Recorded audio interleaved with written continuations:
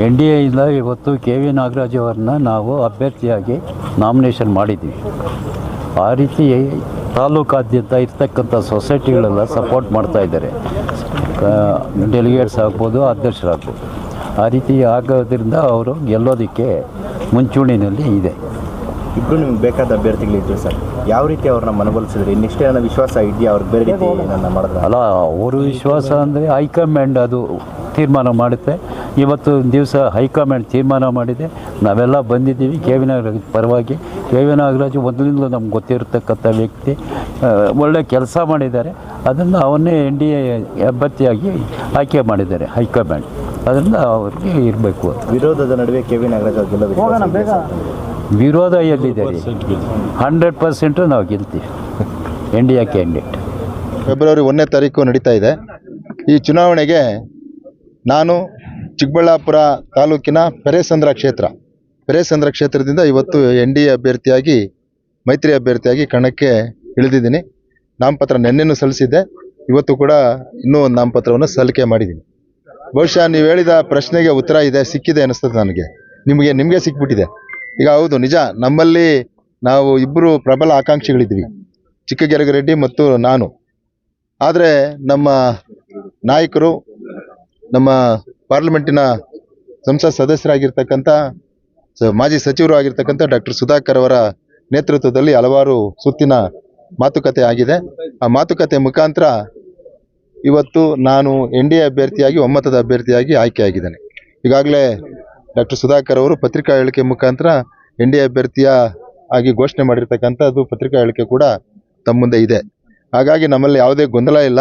ಮುಂದಿನ ದಿನಗಳಲ್ಲಿ ಚುನಾವಣೆಗೆ ನಾವು ಹೋಗ್ತೇವೆ. ಚುನಾವಣೆಗೆ ಹೋಗೋದಕ್ಕೆ ನಮಗೊಂದು ಏನು ಈ ಚಿಕ್ಕಬಳ್ಳಾಪುರ ಹಾಲು ಒಕ್ಕೂಟ ಆಗಬೇಕಾದ್ರೆ ಹಿಂದೆ ಮಾನ್ಯ ಬೊಮ್ಮಾಯಿಯವರ ಸರ್ಕಾರದಲ್ಲಿ ಈ ಒಂದು ಚೀಮುಲನ್ನು ಬೇರ್ಪಡೆ ಮಾಡಿ ಒಂದು ಆದೇಶ ಆಗಿತ್ತು. ಅದಕ್ಕೆ ನಮ್ಮ ಇವರು ವಿರೋಧಿಗಳು ಅದಕ್ಕೆ ಒಂದು ಸ್ಟೇಯನ್ನು ತಂದಿದ್ರು, ತಡೆಯಾಜ್ಞೆಯನ್ನು ತಂದಿದ್ರು. ಅದನ್ನು ಕೋರ್ಟಲ್ಲಿ ನಾವು ಸಾಕಷ್ಟು ದಿನ ಹೋರಾಟ ಮಾಡಿದ್ದೀವಿ ಸುಧಾಕರ್ ಅವ್ರ ಜೊತೆ ಸೇರಿಕೊಂಡು. ಅದಾದಮೇಲೆ ಮತ್ತೆ ಚೀಮುಲಾಗಿ ಇದು ಮತ್ತೆ ಇನ್ನೊಂದು ರೀಆರ್ಡರ್ ಆಯಿತು. ರೀಆರ್ಡರ್ ಆಗಿರ್ತಕ್ಕಂಥದ್ದು ನಾವು ಹಿಂದೆ ಏನು ಮಾಡಿದ್ವಿ ಅದೇ ಒಂದು ನಿಯಮಾನುಸಾರ ರೀಆರ್ಡರ್ ಆಗಿ ಅವ್ರ ಕೋರ್ಟ್ಗೆ ಒಂದು ಕ್ಷೇತ್ರದಲ್ಲಿ ಒಳ್ಳೆ ತಿಳಪ ಒಂದು ನಿಮಿಷ ಸಲ್ಲಿಕೆ ಆಗಿದೆ. ಅದು ಇವತ್ತು ನಮಗೆ ಒಂದು ಶ್ರೀರಕ್ಷೆ. ಜೊತೆಗೆ ನಾನು ಹಿಂದೆ ಈ ಒಂದು ಕೋಲಾರ ಚಿಕ್ಕಬಳ್ಳಾಪುರ ಹಾಲು ಒಕ್ಕೂಟದಲ್ಲಿ ನಿರ್ದೇಶಕನಾಗಿ ಅಧ್ಯಕ್ಷನ ಕೆಲಸ ಮಾಡಿರ್ತಕ್ಕಂಥ ಸಂದರ್ಭದಲ್ಲಿ ಚಿಕ್ಕಬಳ್ಳಾಪುರಕ್ಕೆ ಒಂದು ಒಳ್ಳೆ ದೊಡ್ಡ ಮೆಗಾ ಡೈರಿನೇ ಮಾಡಬೇಕು ಅಂತ ಒಂದು ಸಂಕಲ್ಪವನ್ನು ಮಾಡಿ ಇಲ್ಲಿಗೆ 15 ಎಕರೆ ಜಾಗ ಮತ್ತು ಹಣವನ್ನು ಕೂಡ ರಾಜ್ಯ ಸರ್ಕಾರ ಮತ್ತು ಕೇಂದ್ರ ಸರ್ಕಾರದಿಂದ ತಂದು ಕೊಟ್ಟಿದ್ದೇವೆ. ಇವತ್ತು ಇದು ಉದ್ಘಾಟನೆ ಆಗಿ ಒಂದೇ ಒಳ್ಳೆ ಲೊಕೇಶನ್, ಅಂದರೆ ನಮ್ಮ NH ರಾಷ್ಟ್ರೀಯ ಹೆದ್ದಾರಿ ಪಕ್ಕದಲ್ಲಿ ಒಂದು ಒಳ್ಳೆಯ ಲೊಕೇಶನಲ್ಲಿ ತಲೆ ಎತ್ತಿ ನಿಂತಿದೆ. ಹಾಗಾಗಿ ಇದನ್ನು ನಾವು ಮುಂದಿನ ದಿನಗಳಲ್ಲಿ ಈ ಒಂದು ಒಕ್ಕೂಟದಲ್ಲಿ ನಾವು ನಿರ್ದೇಶಕರಾಗಿ ಆಯ್ಕೆಯಾಗಿ ಬಂದ ಮೇಲೆ ಈ ಒಂದು ಒಕ್ಕೂಟವನ್ನು ಇಡೀ ರಾಜ್ಯದಲ್ಲೇ ಒಂದು ನಂಬರ್ 1 ಒಕ್ಕೂಟ ಅಂತೇಳಿ ಮಾಡಬೇಕು ಅಂತ ನಮ್ಮ ಸಂಕಲ್ಪ ಇದೆ. ಹಾಗಾಗಿ ಅದನ್ನು ಹಿಂದೆ ಕೋಲಾರನೂ ಮಾಡಿದ್ದೀನಿ. ನಾನು ಅಧ್ಯಕ್ಷನಾಗಿದ್ದ ಸಂದರ್ಭದಲ್ಲಿ ಅದಕ್ಕೆ ಒಂದು ಮಾನ್ಯ ಯಡಿಯೂರಪ್ಪನವರು ಮತ್ತು ಮುಖ್ಯಮಂತ್ರಿಗಳಾಗಿ ಕುಮಾರಸ್ವಾಮಿ ಅವರು ಇದ್ದಾಗ ನಮಗೆ ಒಂದು ಪ್ರಶಸ್ತಿಯನ್ನು ಕೊಟ್ಟಿದ್ದಾರೆ. ಆ ರೀತಿಯ ಪ್ರಶಸ್ತಿ ತಗೋಬೇಕು ಅಂತ ನಮ್ಮ ಆಕಾಂಕ್ಷೆ ಇದೆ. ಹಾಗಾಗಿ ರೈತರಿಗೆ ಇವತ್ತೇನು ರೈತರಿಗೆ ಒಳ್ಳೆಯ ದರವನ್ನು ಕೊಡಬೇಕು, ಇಲ್ಲಿ ಒಳ್ಳೆಯ ಕ್ವಾಲಿಟಿ ಹಾಲನ್ನು ನಮ್ಮ ಗ್ರಾಹಕರಿಗೆ ಕೊಡಬೇಕು, ಏನೇನು ಇಲ್ಲಿ ಸೋರಿಕೆಗಳಿತ್ತು ಆ ಸೋರಿಕೆಗಳನ್ನು ತಡೆಗಟ್ಟಬೇಕು ಅನ್ನೋದು ನಮ್ಮೆಲ್ಲರ ಒಂದು ಆಶಯ ಆಗಿತ್ತು.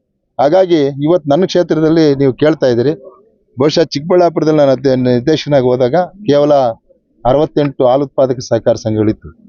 ಇವತ್ತು 200 ಸಂಘಗಳು ಮುಟ್ಟಿದೆ. ಬಹುಶಃ 132 ಸಹಕಾರ ಸಂಘಗಳು ನಾನು ಹೊಸದಾಗಿ ಮಾಡಿಕೊಟ್ಟಿದ್ದೇನೆ. ಪ್ರತಿ ಹಳ್ಳಿಯಲ್ಲೂ ಅದು ಪಕ್ಷ ನೋಡಿಲ್ಲ, ಪಂಗಡ ನೋಡಿಲ್ಲ, ಜಾತಿ ನೋಡಿಲ್ಲ. ಅದು ಇವತ್ತು ನನಗೆ ಶ್ರೀರಕ್ಷೆ ಆಗಿ ನಿಂತಿದೆ. ಎಲ್ಲರೂ ಆದರೂ ಕೂಡ ನಮ್ಮ ಸಹಕಾರ ಸಂಘ ನೀವೇ ಮಾಡಿದ್ದು, ಹಾಗಾಗಿ ನಿಮಗೆ ನಾವು ಸಹಕಾರ ಕೊಡ್ತೇವೆ ಅನ್ನೋ ಮಾತನ್ನು ಹೇಳ್ತಾ ಇದ್ದಾರೆ. ಹಂಗಾಗಿ ಇವತ್ತು ನಮ್ಮ ಎಲ್ಲ ಭಾರತೀಯ ಜನತಾ ಪಕ್ಷ ಮತ್ತು JDSನ ಎಲ್ಲ ಮುಖಂಡರುಗಳು ಕೂಡ ನಮ್ಮ ಜೊತೆಯಲ್ಲಿದ್ದಾರೆ. ಹಂಗಾಗಿ ಅದು ಕೂಡ ಬಲ ಇದೆ. ಇನ್ನು ನಮ್ಮ ಅಭಿಮಾನಿಗಳು ಕೂಡ ಬೇರೆ ಬೇರೆ ಪಕ್ಷಗಳಲ್ಲೂ ಇದ್ದಾರೆ. ಅದು ಕೂಡ ನಮಗೆ ವರದಾನ ಆಗ್ತದೆ. ಹಾಗಾಗಿ ನಾವು ಗೆಲ್ಲೋದ್ರಲ್ಲಿ ಒಂದು ಆಶಯವನ್ನು ಇಟ್ಕೊಂಡು ಮುನ್ನುಗ್ತಾ ಇದ್ದೀವಿ. ಅದ್ರ ಬಗ್ಗೆ ನಾನು ಮಾತಾಡೋಕೆ ಹೋಗಲ್ಲ. ಕಾರಣ ಏನಂದರೆ ಬಹಿರಂಗವಾಗಿ ಅವ್ರು ಯಾವ ಸಂದರ್ಭದಲ್ಲಿ ಯಾವ ರೀತಿ ಹೇಳಿದಾರೋ ಗೊತ್ತಿಲ್ಲ ನನಗೆ. ಅದನ್ನು ನಾನು ಇವತ್ತು ವ್ಯಾಖ್ಯಾನ ಮಾಡಲಿಕ್ಕೆ ಹೋಗೋದಿಲ್ಲ. ಅದು ಮುಂದೆ ನಾವು ನಮ್ಮ ಪಕ್ಷದವರು ಇವತ್ತೆಲ್ಲರೂ ಬಂದು ನನ್ನ ಆಶೀರ್ವಾದ ಮಾಡಿದ್ದಾರೆ, ಅದು ನನಗೆ ಶ್ರೀರಕ್ಷೆ. ಹಿಂದಿನ ಚುನಾವಣೆಯಲ್ಲಿ ಕೆ.ವಿ. ನಾಗರಾಜ್ ಅವರು ಸಮರ್ಪಕವಾಗಿ ಪಕ್ಷದ ಪರವಾಗಿ ಅವರು ಚುನಾವಣೆ ಮಾಡಿಲ್ಲ, ಹಾಗಾಗಿ ನನ್ನ ಸೋಲೋದಕ್ಕೆ ಕಾರಣ ಆಯಿತು ಅಂತ ಹೇಳಿದ್ದಾರೆ. ನಾನು ಪಕ್ಷದ ಪರವಾಗಿ ನಾನು ಮಾಡಿರೋದು. ನಾನು ಹಿಂದಿನ ಚುನಾವಣೆಯಲ್ಲ, ಅವ್ರು ಮೊನ್ನೆದು ಹೇಳ್ತಾರೆ ಹೌದು, ನಾನು ಪಕ್ಷದ ಪರವಾಗಿ ಮಾಡಿದ್ದೀನಿ, ಪಕ್ಷದ ವಿರುದ್ಧವಾಗಿ ನಾನು ಯಾವತ್ತೂ ಮಾಡಿಲ್ಲ. ಪಕ್ಷದಲ್ಲಿ ಯಾರಿದ್ರು ಅವ್ರ ಪರವಾಗಿ ಮತ ಕೊಡ್ತೀನಿ. ವಿಶ್ವಾಸಕ್ಕೆ ಎಲ್ಲರೂ ವಿಶ್ವಾಸ ತಗೊಂಡೇ ಹೋಗ್ತೀನಿ ಚುನಾವಣೆಗೆ. ಪೆರೇಸಂದ್ರ ಭಾಗದಲ್ಲಿ ಪ್ರಬಲ ಅಭ್ಯರ್ಥಿನ ಹಾಕಿ ನಂದಿ ಭಾಗದಲ್ಲಿ ಚಿಕ್ಕಬಳ್ಳಾಪುರ ಭಾಗದಲ್ಲಿ ಡಮ್ಮಿ ಕ್ಯಾಂಡಿಡೇಟ್ ಹಾಕಿದಾರೆ ಅನ್ನೋ ಮಾತುಗಳು ಇಲ್ವಲ್ಲ, ಆಗುತ್ತಾ ಅಂತ. ಚಿಕ್ಕಬಳ್ಳಾಪುರ ಭಾಗದಲ್ಲೂ ಕೂಡ ಇವತ್ತು ಒಂದೊಳ್ಳೆ ಕ್ಯಾಂಡಿಡೇಟ್ ಇವತ್ತು ಹಾಕ್ಸ್ತಾ ಇದ್ದೀನಿ. NDA ಅಭ್ಯರ್ಥಿಯಾಗಿ JDS ಒಬ್ಬ ನಮ್ಮ ಸ್ನೇಹಿತ ಇದ್ದಾರೆ, ಅವ್ರನ್ನ ಹಾಕ್ಸ್ತಾ ಇದ್ದೀನಿ. ಸರ್, ಈ ಚುನಾವಣೆಯನ್ನ ಅಷ್ಟೇನು ಪ್ರತಿಷ್ಠೆಯಾಗಿ ತಗೊಳ್ಳಿಲ್ಲ ನಾನು ಅಂತ ಹೇಳ್ಬಿಟ್ಟು ಸಂಸದ ಸುಧಾಕರ್ ಅವರು ಹೇಳಿದ್ದಾರೆ. ಇಲ್ಲ, ಏನೋ ಅವರು ಯಾವ ರೀತಿ ಯಾವ ಸಂದರ್ಭದಲ್ಲಿ ಹಂಗೆ ಹೇಳಿದಾರೋ ಗೊತ್ತಿಲ್ಲ, ಆದರೂ ಕೂಡ ಇವತ್ತು ಪ್ರತಿಷ್ಠೆಯಾಗಿ ತಗೋತಾರೆ.